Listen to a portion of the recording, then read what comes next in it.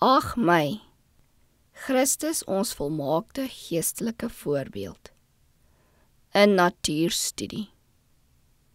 Spreek die aarde aan, dat dit jou leer.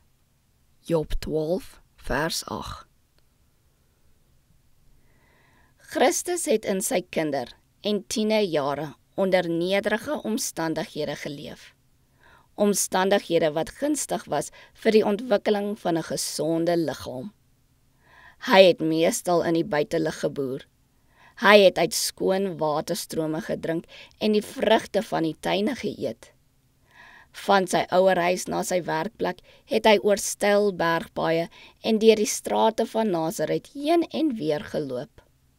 Hy het hom verlustig in die verskeidenheid van lofliedere wat die voëls aan hulle Skepper bied. Die skoonheid van die veldblomme was vir hom 'n lus. Hy het die heerlikheid van die hemele, die son, die maan en die sterre met vreugde aanskou en die sonondergang bewonder. Die boek van die natuur was vir hom oop en hy het die teere lesse daarvan geniet. Hy het die graagste tussen die ewige gebergtes en die olyfboorde gaan kuier, om met sy Vader gemeenskap te hou. Hy was vol van die wysheid van God vervul, en deur natuurstudie en bepeinsing oor en gemeenskap met God is sy gees versterk. Die Verlosser van die wêreld het oor berge en heuwels van die uitgestrekte velde na bergvalleie gestap. Hy het die pragtige natuurtonele geniet. Hy het hom verlustig in die lappe gloeiende blomme, in die sang van die voëls met wie hy saam vrolike lofliedere aangebied het.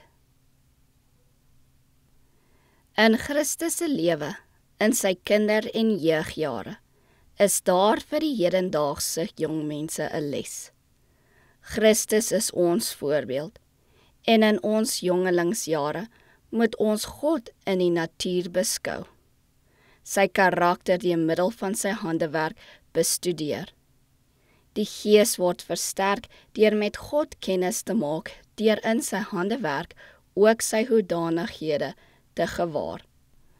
Waar ons die skoonheid en die grootheid van die natuurwerke aanskou, gaan ons liefde uit tot God, en ons siele word versterk deur ons aanraking met hom in sy wonderbaarlike werke.